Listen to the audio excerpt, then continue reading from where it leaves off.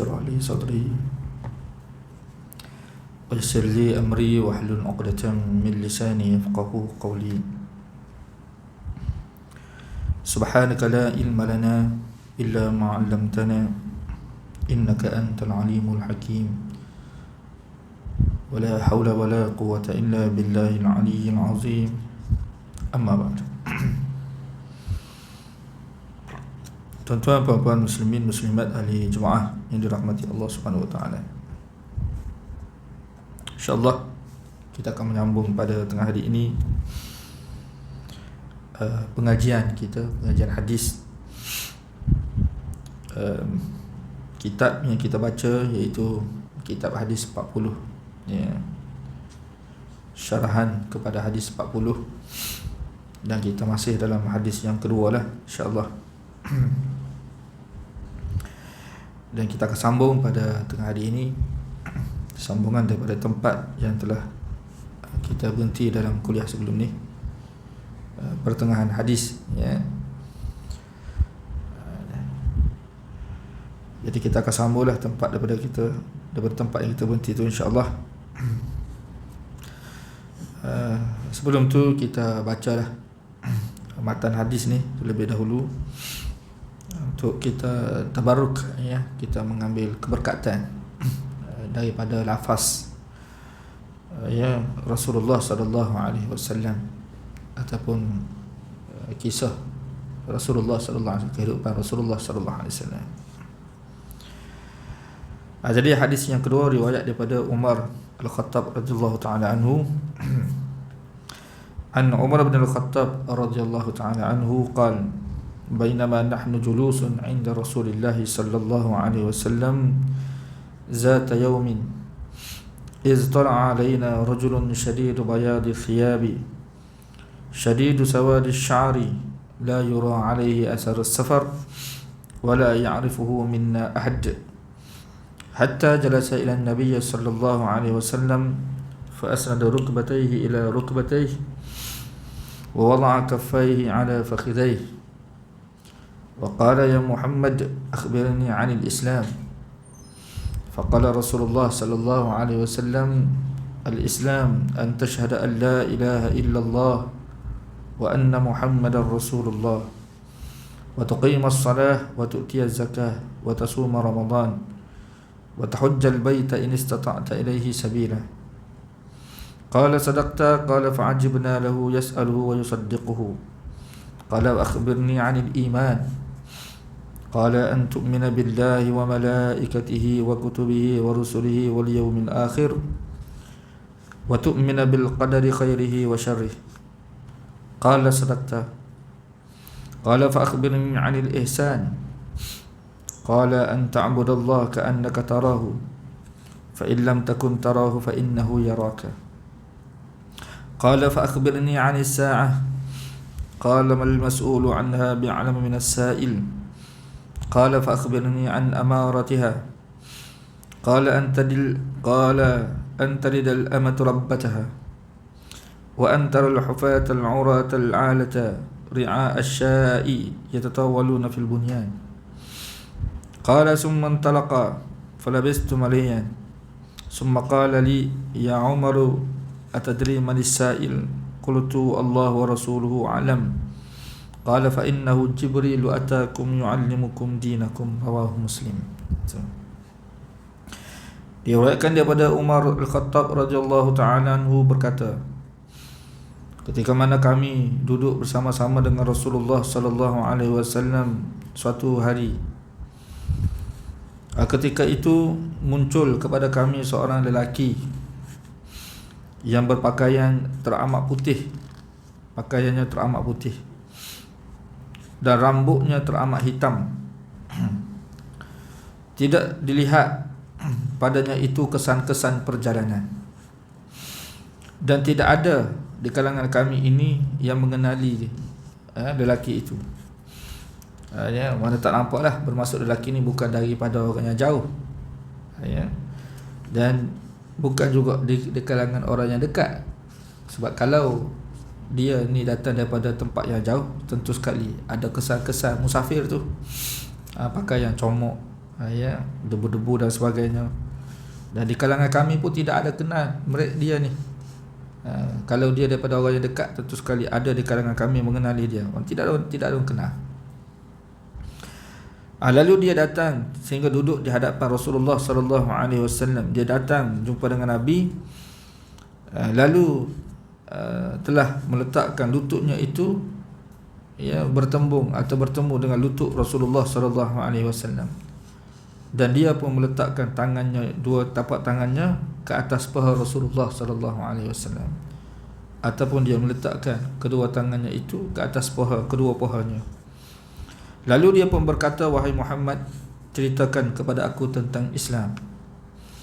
Faqal, maka Nabi sallallahu alaihi wasallam, faqala Rasulullah sallallahu alaihi wasallam, maka Rasulullah sallallahu alaihi wasallam menjawab, Islam itu hendaklah kamu bersaksi bahawasanya tidak ada ilah melainkan Allah, dan Muhammad itu utusan Allah, dan hendaklah kamu mengerjakan solat, dan hendaklah kamu mengeluarkan zakat, melakukan berpuasa pada bulan Ramadan, dan mengerjakan haji sekiranya kamu mampu untuk sampai ke sana. Dia pun berkata, sadaqta. Lelaki itu berkata, benar kamu wahai Rasulullah, wahai Muhammad. Qala, lalu Umar berkata, fa'ajibna lahu yas'alu wa yusaddiquhu. Kami merasa pelik, kami berasa cukup pelik. Dia yang tanya kepada Rasulullah, dia yang membenarkan. Dia tanya tentang Islam, bila Nabi SAW jawab, dia kata betul. Jadi peliklah sahabat-sahabat Nabi, kenapa cakap seperti itu pula. Fa akhbirni 'anil iman, ceritakan kepada aku tentang iman. Qala, Nabi SAW bersabda, iman itu tu'mina billah, hendaklah kamu percaya kepada Allah, wa malaikatihi, dan malaikat-malaikat dia. Percaya itu dengan arti kata membenarkan, membenarkan Allah, malaikat-malaikat, kitab-kitab, rasul-rasul. Kita sudah selesai dah sampai situ, berkaitan dengan rukun iman, rukun iman. Kita telah pergi satu persatu sebelum ni, berkaitan rukun iman, dan kita masuk rukun yang kelima. Sebelum ni kita telah sentuh percaya kepada Allah, malaikat, kepada kitab, rasul. Dan hari ini kita masuk kepercayaan kepada hari akhirat. Hari akhirat. Jadi termasuk dalam rukun iman ini, iaitu kita mempercayai rukun iman ni, maksudnya perkara penting lah. Rukun ni perkara penting yang perlu kita beriktikad, akidah, dalam akidah kita, iaitu kepercayaan kita tentang hari akhirat. Hari akhirat, maksudnya hari akhirat tu apa maksud? Iaitu hari akhir perjalanan hidup manusia. Namanya akhirat. Akhirat dengan masuk akhir, ataupun akhirat dengan masuk kemudian. Percaya kepada hari kemudian, bermaksud sekarang ini, maksud kita perlu meyakini, yakin dengan sungguh-sungguh bahawasanya ada hari selepas daripada kehidupan kita ni. Bermaksud ada hari itu, bermaksud ada kehidupan lah, yang mana semua manusia itu akan hidup pada hari tersebut. Itulah kita sebut sebagai hari akhirat. Tak nampak. Hari akhirat ni kita tidak nampak dengan mata kita. Tidak seperti mana kehidupan kita di dunia. Kehidupan akhirat, kehidupan yang kita tak nampak. Tak nampak dengan mata kasar kita. Pertama. Yang kedua, kita tidak boleh nak mengetahui, nak menggapai, kita kata, nak berusaha untuk menggapai ataupun nak mengetahui kehidupan itu. Tak ada. Contoh, kalau kita kata kita nak tahu kehidupan dalam laut tu macam mana, asalnya kita tidak tahu. Jadi kita nak mengetahui bagaimana kehidupan dalam laut tu. Jadi kita boleh berusaha. Kita boleh berusaha dengan cara akal fikiran yang ada pada kita, Dan perkara-perkara yang disediakan oleh Allah Subhanahu wa taala sebagai asbab untuk kita masuk dalam laut tu. Jadi maknanya usaha untuk menggapai ataupun untuk mengetahui itu ada. Usaha tersebut ada. Lalu kita pun berusaha lah. Berusaha untuk mengetahui kehidupan di dalam laut tadi. Kita cipta oksigen. Kita cipta alat yang membekalkan oksigen. Kita cipta pakaian untuk kita menyelam. Kita cipta segala jenis alat-alat lah yang boleh membantu, yang boleh kita kata menjadikan kita itu untuk masuk untuk masuk ke dalam laut tersebut. Kita buat kajian, sekian lama kita cipta, akhir sekali kita boleh masuk dalam laut tu. Walaupun laut itu bukan kehidupan yang sesuai dengan kita pun, tetapi kita boleh masuk lah, menyelam dalam laut tersebut. Lautannya dalam, lalu kita pun dapat mengetahui kehidupan dalam laut. Itu maknanya memang asalnya kita tidak tahu, tapi kita boleh berusaha untuk menggapai, kita panggil menggapai. Itu dia dalam bahasa idrak. Idrak tu maksud mengetahui dengan cara kita berusaha untuk menggapai sesuatu tu. Begitu juga kehidupan kita kita kata di bulan, di planet yang manusia ni kan, manusia ni dia ada satu sifat ingin tahu. Manusia dia nak tahu. Daripada sifat ingin tahu itu, dalam bahasa Inggeris disebut curiosity lah. Mana satu sifat ingin tahu, nak tahu. Jadi pada sifat yang ada pada manusia itu mendorong manusia untuk mengetahui. Jadi contohnya apabila manusia dapati di luar sana ada, di angkasa sana ada planet, kita kata selain daripada bumi ni ada planet-planet yang lain lagi, dan manusia nak mengetahui kehidupan di planet tersebut. Lalu manusia berusaha sekian lama berusaha untuk untuk mencipta alat-alat yang boleh membawa dia itu ke bulan, kita kata bulan, kehidupan di bulan. Kita tahu kehidupan di bulan contohnya, yang mana asalnya kita tidak tahu bagaimana tu kehidupan di bulan tu. Di bulan tu ada apa? Jadi manusia cipta dah alat-alat yang akhir sekali manusia dapat sampai ke bulan tersebut. Kita kata angkasawan tadi. Walaupun sebahagian pada manusia tak menerima angkasawan tu, tak menerima kehidupan di angkasa, tak apalah. Yang sebahagian manusia yang tak terima, kita cerita yang terima ni, maksudnya yang mempercayai. Maknanya kita nak bagi tahu kita boleh mencapai tu, untuk mengetahui kehidupan di bulan tu macam mana. Lalu kita buat kesimpulan, bulan ni di bulan tu kehidupan itu tidak sesuai dengan manusia nak hidup di sana. Kita boleh buat kesimpulan di sana tidak ada oksigen yang lengkap ke, yang cukup ke. Di sana tidak ada makanan, kita kata yang sesuai untuk manusia. Tidak ada tumbuh-tumbuhan, tidak ada binatang-binatang, kita kata yang hidup di sana. Hanya tempat saja semata-mata. Lalu kita membuat kesimpulan tidak sesuai.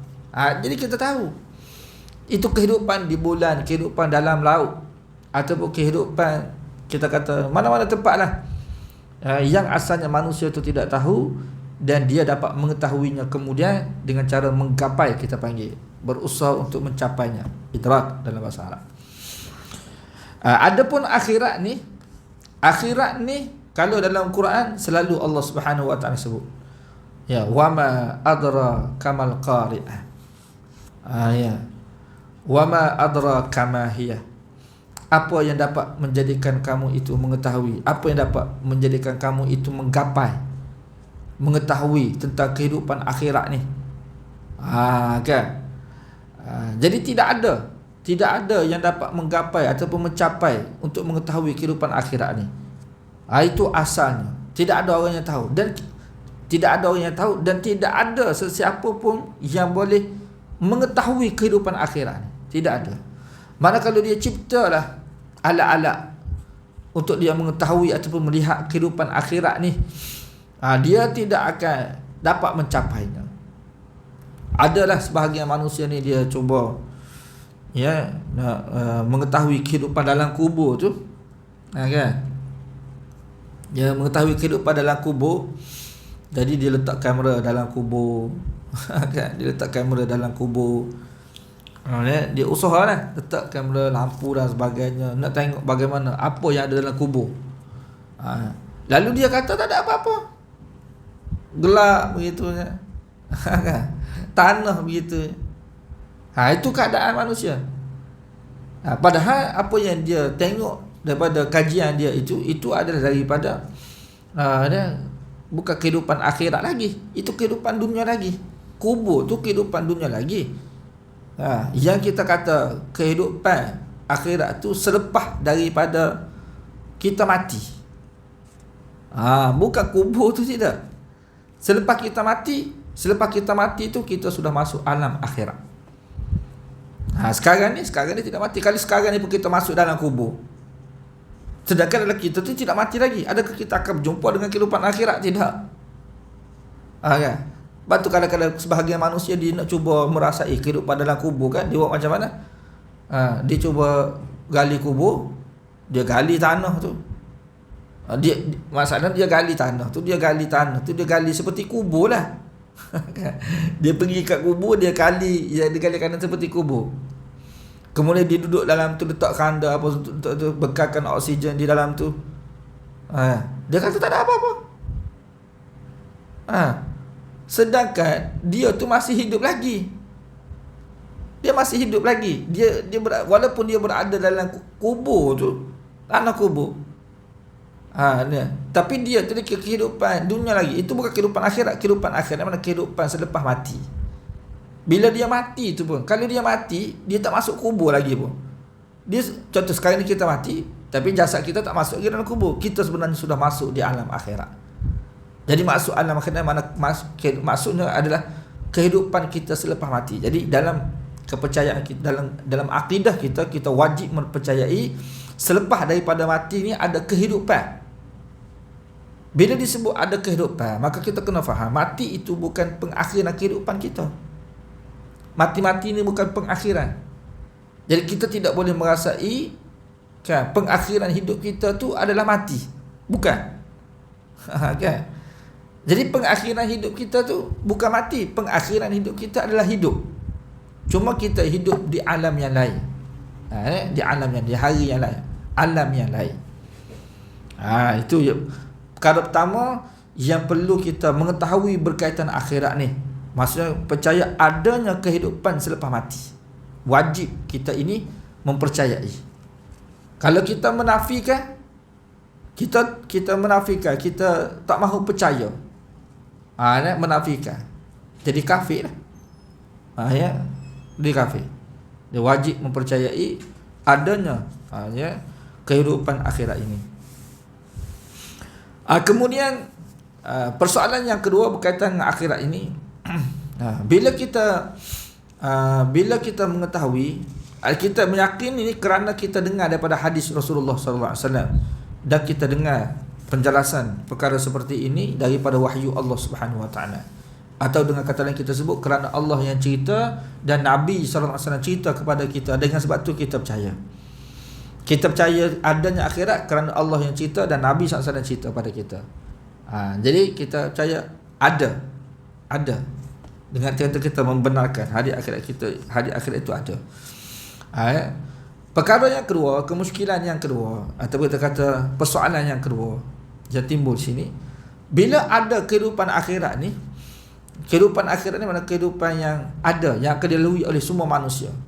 Semua kita ni akan melalui kehidupan ni. Bukan kita tidak boleh mengatakan akhirat ni untuk orang Islam semata-mata. Tidak. Kan, dilalui oleh orang Islam, bukan. Sebab dia dapat arti dalam ajaran, contohnya ajaran Buddha ke Hindu ke ajaran-ajaran lain ni tidak ada pun cerita tentang akhirat.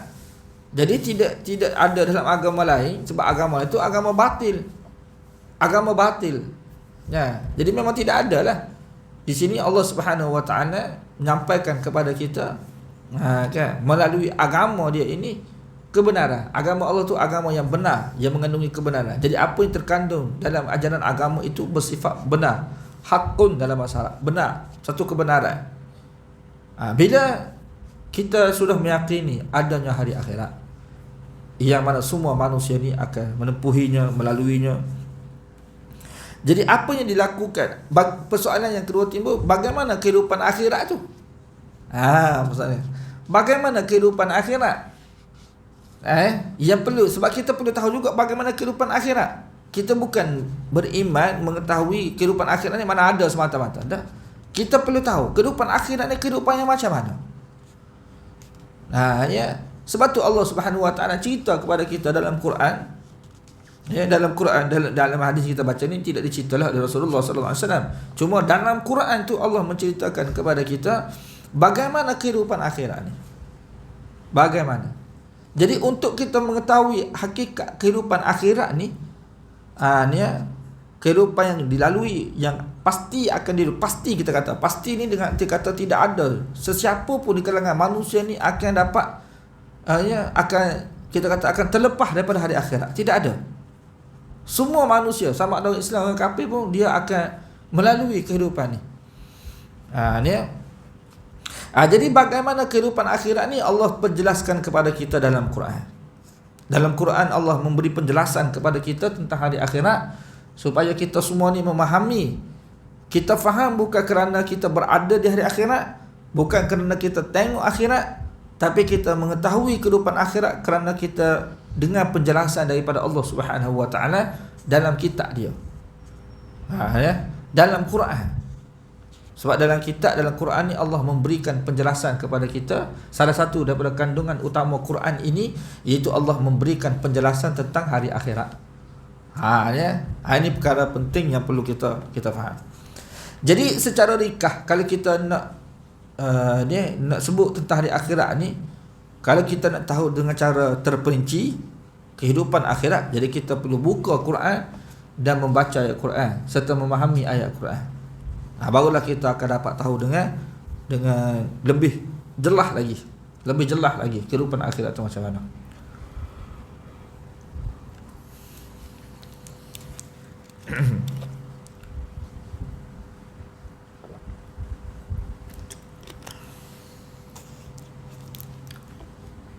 Jadi secara ringkas kita perlu bagi tahu kepada manusia dan perlu diketahui oleh manusia, ya. Di antara ciri utama akhirat ni yang perlu kita faham, kita yakin akhirat ni tidak sama dengan kehidupan dunia. Itu perkara penting. Akhirat ni, kehidupan akhirat yang akan dilalui oleh manusia, kehidupan akhirat ni tidak sama. Tak sama dengan kehidupan di dunia ni. Ya.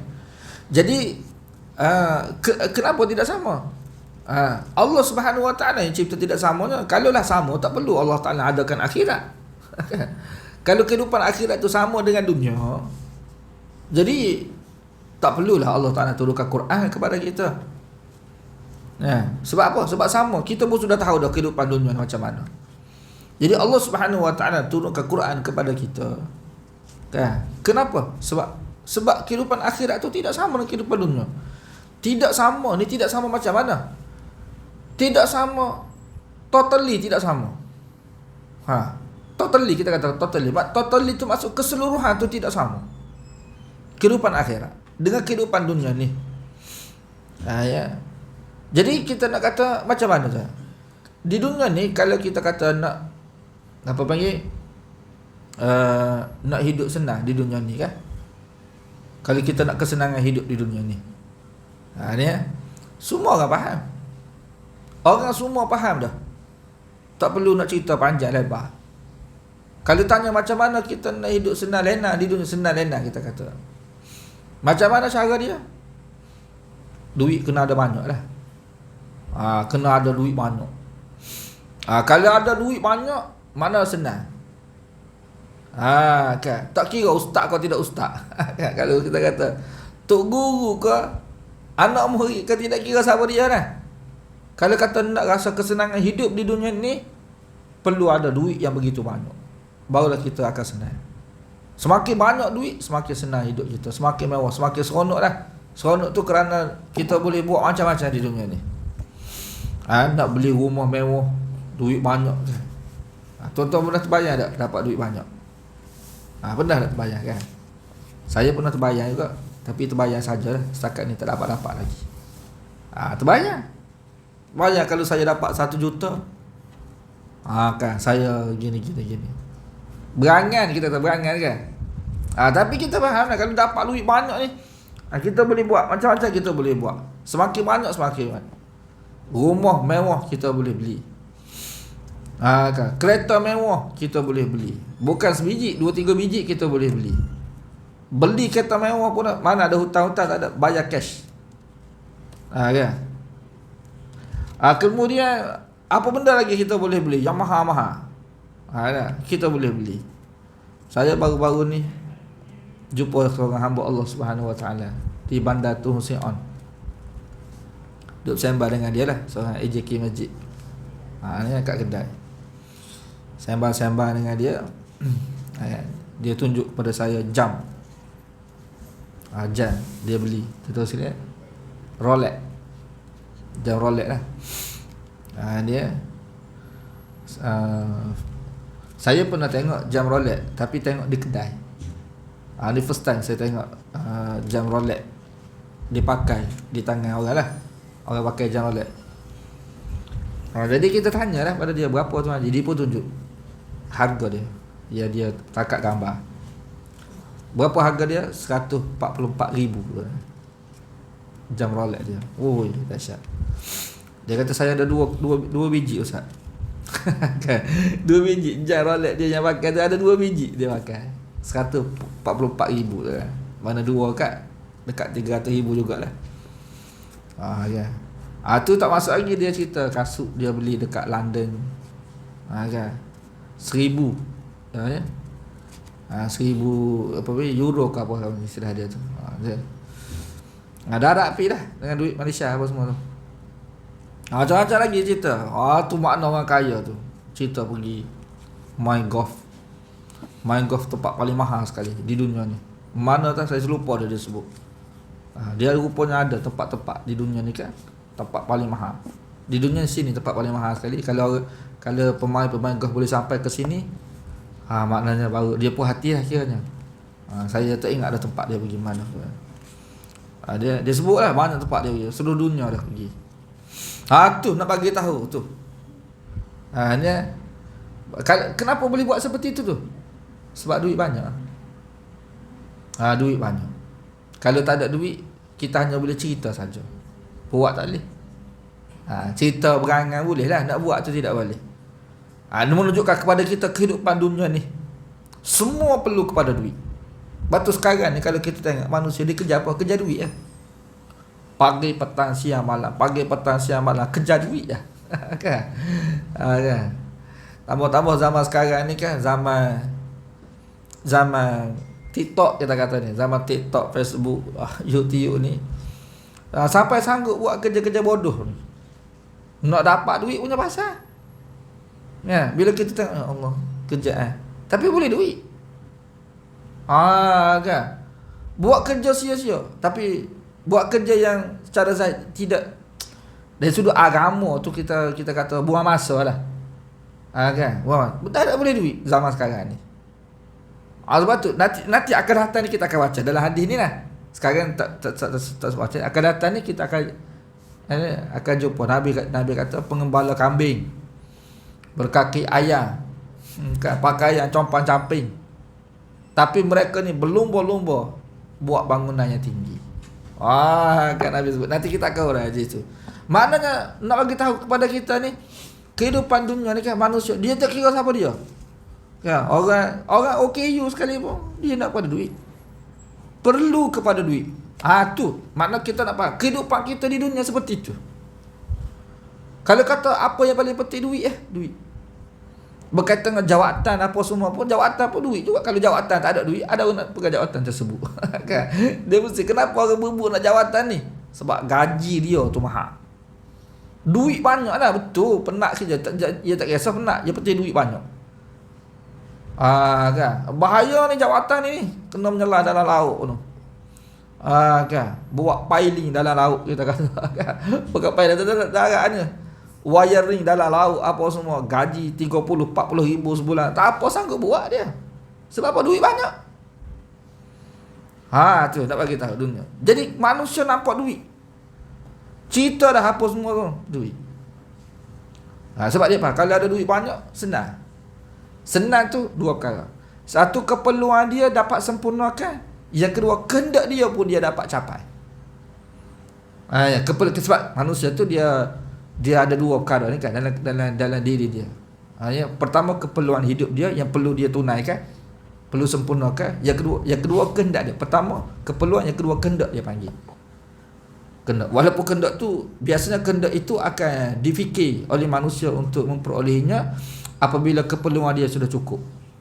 Contohnya dia keperluan hidup dia sudah cukup dah, dia akan fikir kehendak dia pula lah. Nak apa lagi, duit ada kan, duit banyak, rumah selesai dah, kan, hutang-hutang dah selesai dah, apa semua, duit banyak lagi, nak buat apa? Tu beli kereta mewah 2-3 biji tu lah. Beli pergi makan langis tu, makan angin Siti, beli kadang-kadang tak guna pun, tapi dia nak rasa kan, nak rasa tu duit banyak. Ini kehidupan dunia. Kita faham ini kehidupan dunia.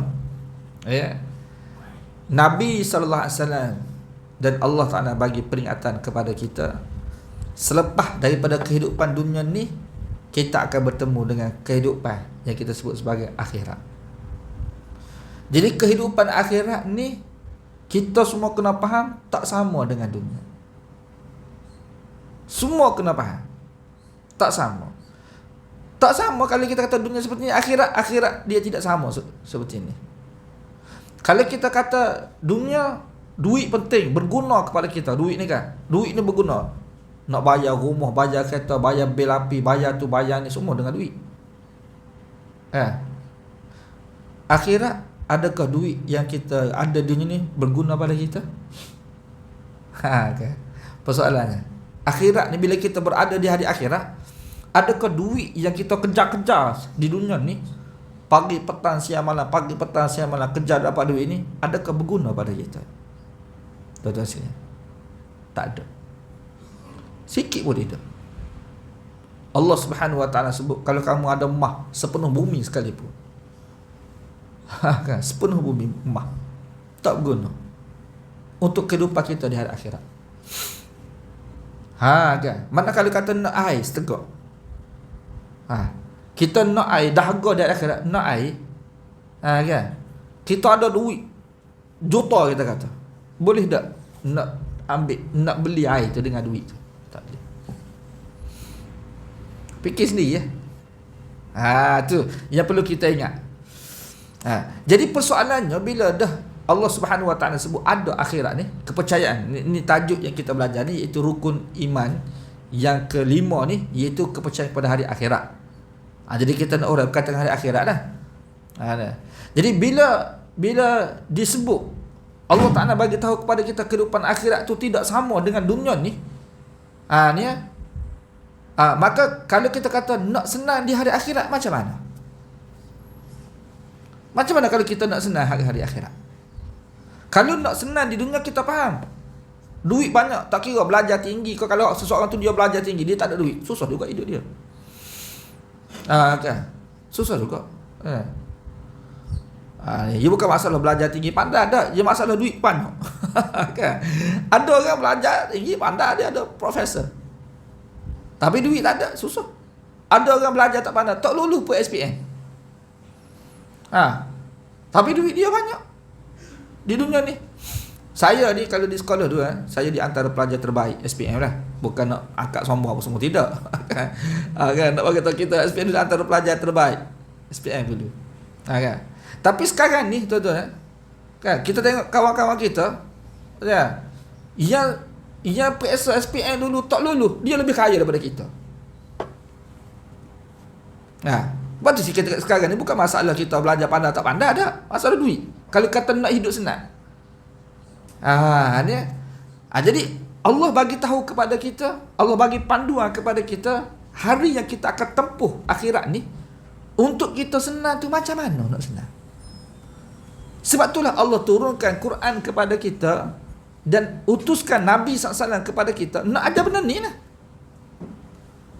Siapa dia yang boleh ajar pada kita ni? Tidak ada. Hanya Allah dan Rasul saja yang mengajar kepada kita bagaimana apabila kita mati hidup kita senang. Hidup kita senang.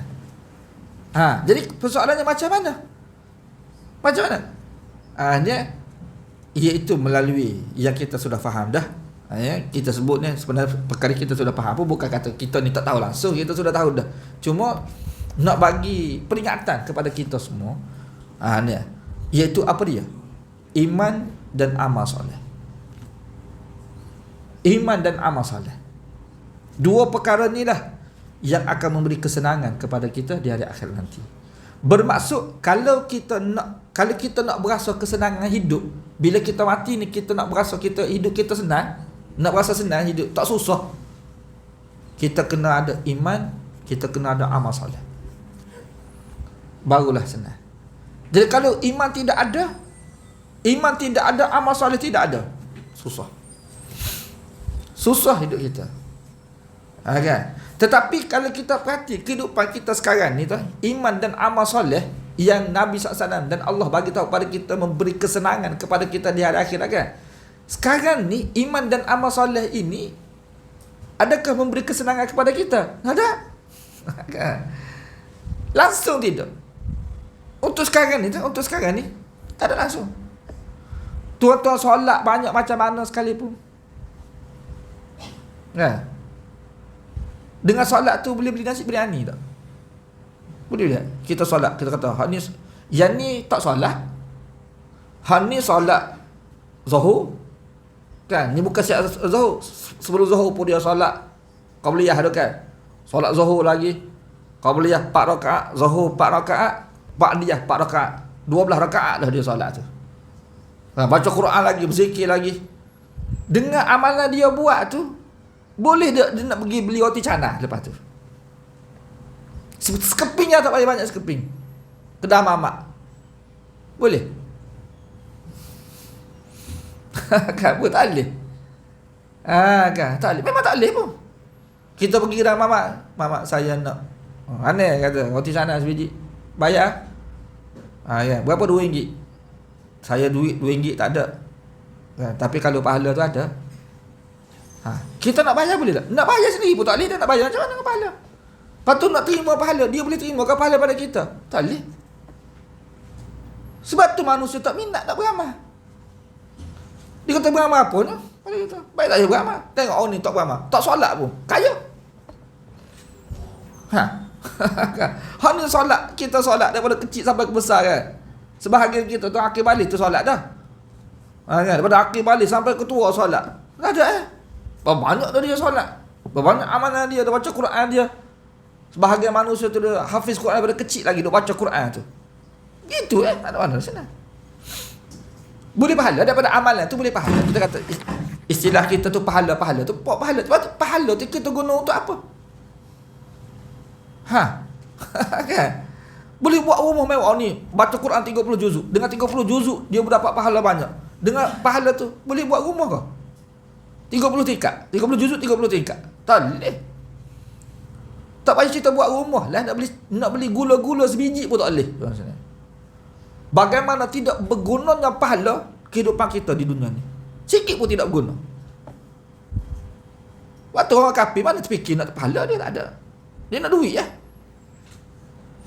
Orang Islam kalau fikir seperti ni hidup di dunia, macam kafir juga. Sebab tu Allah Subhanahu Wa Taala bagi peringatan kepada kita tu dalam Quran ni. Bukan saya bagi ni, Allah Taala sebut. Allah sebut macam mana? Ya ayyuhallazina amanu taqullah. Wahai orang beriman, bertakwalah kamu kepada Allah. Takwa ni dengan kata iman dan amal soleh lah, secara ringkas itu sebut. Bertakwalah kamu pada Allah. Jaga iman kamu dan amal soleh kamu. Wal tanzur nafsum ma qaddamat lighadim wattaqullah. Allah Taala bagi peringatan. Dan hendaklah setiap jiwa, setiap manusia ni, wal tanzur, hendaklah setiap manusia ni, maknanya setiap manusia ni dia perlu buat apa dia? Hendaklah setiap manusia ini melihat, perhati, renung kita kata, renung, perhati, fikir apa yang dia telah buat untuk hari esok dia. Hari esok Allah sebut. Apa makna hari esok? Ya, wal tanzur nafsum ma qaddamat lighadin.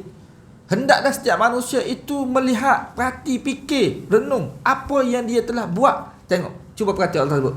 Apa yang dia telah buat untuk hari esok. Ayat ni tu kalau boleh kita kena ingat selalu. Kena ingat selalu. Makna ingat macam mana? Ayat ni ayat untuk kita muhasabah.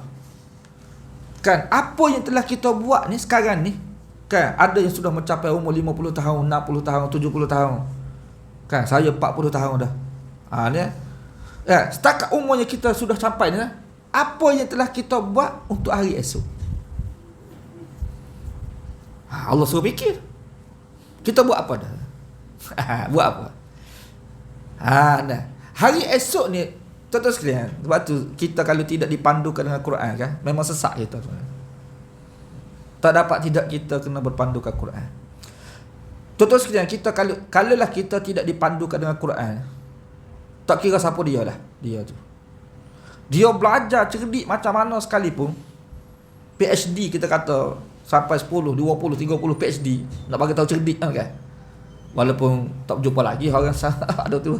Setakat ni kita jumpa ada 2-3 PhD tu adalah. Nak bagi tahu ni belajar ni kita. Tapi kalau tidak dipandukan dengan Quran, dia tak boleh fikir.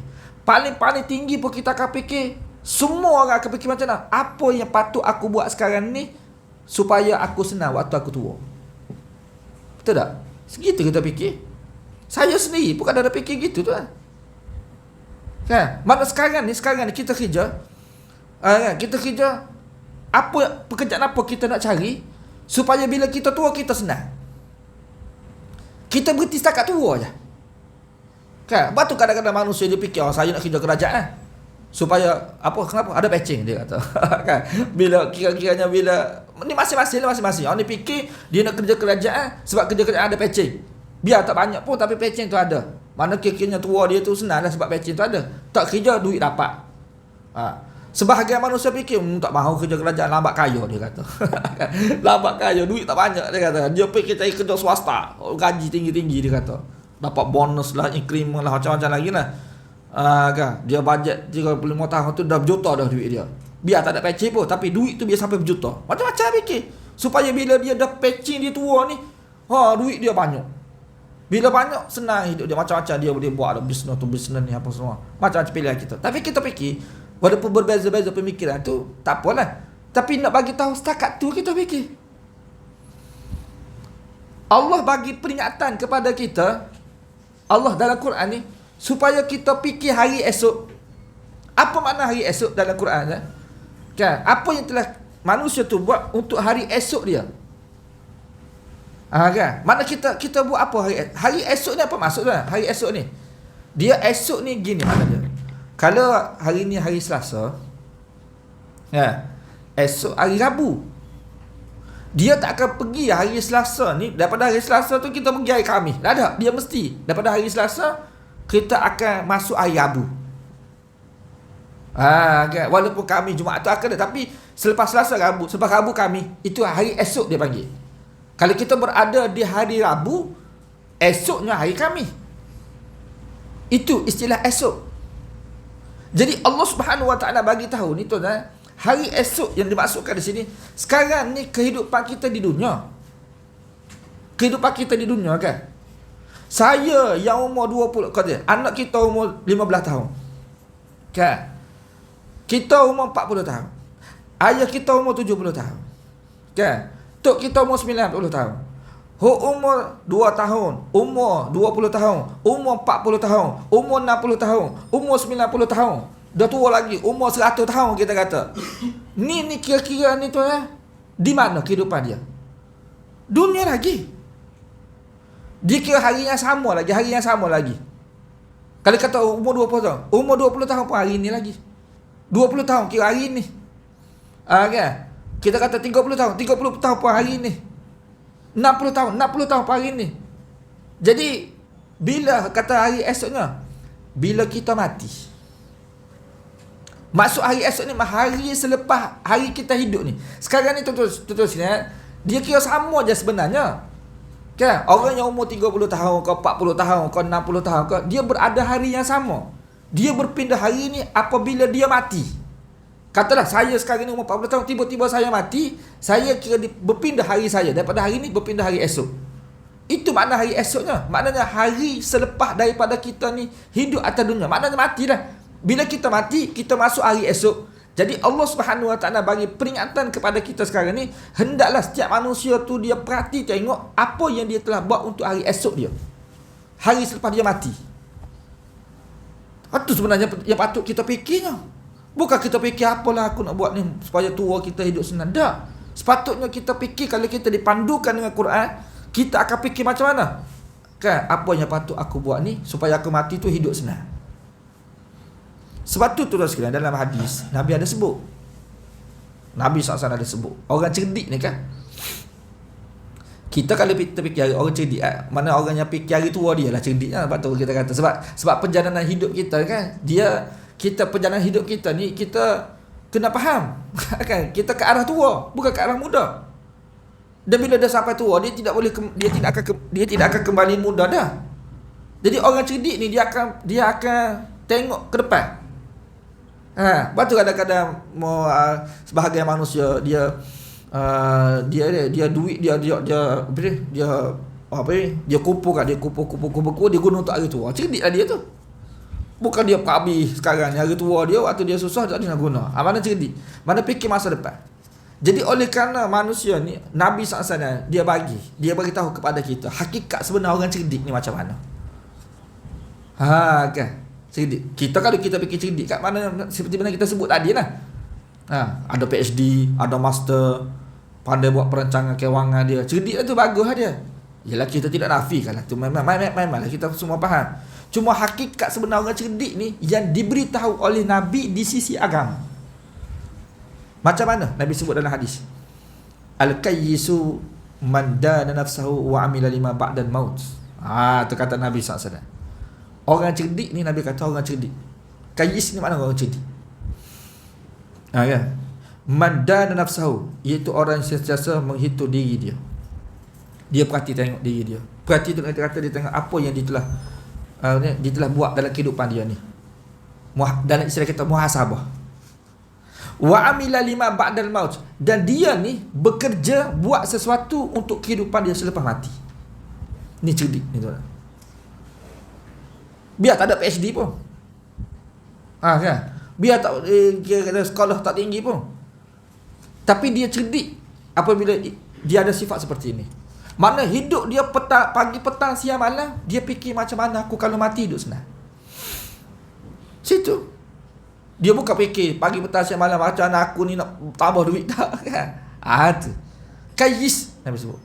Saya pernah baca hadis ni, dah pernah mengajar dah hadis ni. Lama dah kita mengajar hadis apa semua. Ya. Jadi bila kita berjumpa hadis ni, kita suka tu nama kayyis.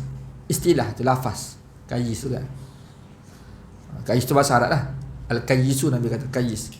Jadi saya terbayarlah. Teringin nak letak nama anak tu kayyis. Maknanya kalau kita kahwin ni ada anak lelaki nak letak nama kayyis. Duk simpan nama tu lama dah lah. Kan, daripada awal kahwin tu simpan dah nama tu. Walaupun anak tak ada lagi. 5 tahun berkahwin ni tak ada anak lagi, tapi nama anak tu sudah ada dah. Kayyis. Maknanya takdir Allah tahun ke-6 isteri tu mengandung. Dalam hati tu, ya Allah, nak anak lelaki lah. Anak lelaki ni nak letak nama kayyis tu. Minat kepada lafaz tu. Lepas tu takdir Allah Subhanahu Wa Taala dapat anak perempuan. Kan, anak lelaki dapat anak perempuan. Kita letaklah nama anak kita Kayyisah. Anak sulung kita tu nama Kayyisah. Nak mengharapkan supaya jadi ada sifat tu lah. Jadi cerdik. Tu maknanya mana Nabi sebut tu, perkataan tu kayyis. Orang cerdik ni, ada orang yang fikir tentang selepas, untuk hari akhirat dia ni. Apa yang dia telah buat, banyak mana tu. Itu secara ringkas perkataan akhirat ni. Sebenarnya ada lagi kalau kita nak sebut ni.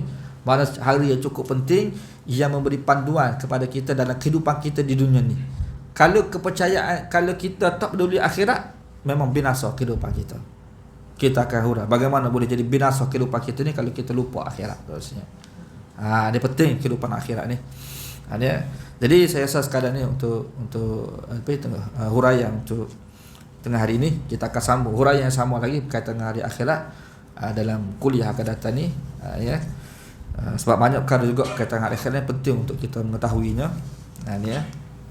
Sebab satu perjalanan yang kita akan semua tempuh lah. Sama ada bersedia ke tidak bersedia, memang kita akan tempuh juga. Bukan orang yang bersedia saja menempuhi akhirat ni, tidak. Yang tidak bersedia pun dia akan menempuhi akhirat juga. Cuma masalahnya akhirat ni bila kita dah sampai ke sana, dia tak boleh nak U-turn balik. Tak nak U-turn balik dah. Sekadar lah tuan-tuan sekalian untuk tengah hari ni. Apa yang baik itu daripada Allah Subhanahu Wa Taala, segala kelemahan kekurangan daripada diri sendiri, minta ampun kepada Allah, minta maaf itu tuan-tuan. Cuma sebelum mengakhiri majlis ni, saya nak maklum saya dah bawa tabung di belakang sana tu, tabung sumbangan untuk madrasah saya di Ampang. Baru sebulan dilantik menjadi mudir tuan-tuan. Jadi maklumlah, tuan-tuan maklum salah satu daripada tugas mudir ni utamanya cari dana lah, kita mencari dana untuk pengurusan. Sebenarnya kalau kita fikir tu kan, berkaitan dengan tahfiz madrasah ni, nak bina madrasah mudah kan, nak mengusahakan, nak mengusahakan itu payah. Seperti mana orang masuk Islam lah, nak mengislamkan seorang tu mudah kan, tapi nak didik supaya Islam kepada dia tu berterusan itu payah kan. Cuba buatlah payah tu kan. Begitulah ya. Jadi tentu sekali tu kan memerlukan dana yang begitu banyak lah. Dari sudut yuran kita pun tidak boleh nak menampungkan yuran lebih kurang dalam 7,000 kan, pembelajar dekat 14,000 keseluruhan. Jadi memerlukan bantuan pada jemaah-jemaah sekalian sikit sebanyak supaya dapat membantu kerja-kerja agama Allah Subhanahu Wa Taala. Dan Allah Taala pun memang sedia, memang jadikan agama dia seperti itu. Kan? Agama Allah tu seperti itu. Kan? Sebab itulah ada golongan Ansar, pembantu, golongan yang membantu agama Allah Subhanahu Wa Taala ni. Dalam Quran Allah Taala sebut in tansurullah yansurkum. Sekiranya kamu bantu agama Allah, Allah akan bantu kamu. Jadi bila kita bantu agama Allah Ta'ala ni, kita akan dapat pahala yang sama walaupun kita tak buat. Dia ada agama ni mudah kaedah dia. Kalau kita tak buat, kita bantu orang nak buat. Tak kira siapa dia lah. Kalau kita tidak AJK pun, AJK yang organize kan, tapi kita bantu dari sudut sumbangan. Kalau kita tak perang, kita bantu orang perang tu, pejuang-pejuang di Palestin kan, kita tak perang, tapi kita bantu mereka. Jadi mereka berjuang tu, mereka dapat pahala, kita dapat juga. Kan. Banyak mana tu kita serah pada Allah Subhanahu Wa Taala lah. Kecuali kita tak bantu langsung, tak bantu langsung, tak dapat lah. Bantu walaupun sikit sebanyak, bagi sebanyak kan, RM1 kau, RM2 kau. Kan? Jadi kita ada saham tu dalam membantu agama Allah Subhanahu Wa Taala. InsyaAllah sekian sajalah untuk pagi ini. Mudah-mudahan kita dapat jumpa lagi dalam kuliah akan datang ni. Wabillahi taufiq wal hidayah. Assalamualaikum warahmatullahi wabarakatuh. Alhamdulillahirabbil alamin wassalatu wassalamu ala asyrafil anbiya'i wal mursalin wa ala alihi washabbihi ajma'in. Allahumma faqihna fid din wa 'allimna at-ta'wil wahdina ila sawa'is sabil. Rabbana atina fid dunya hasanah wa fil akhirati hasanah wa qina adzabannar. Walhamdulillahirabbil alamin.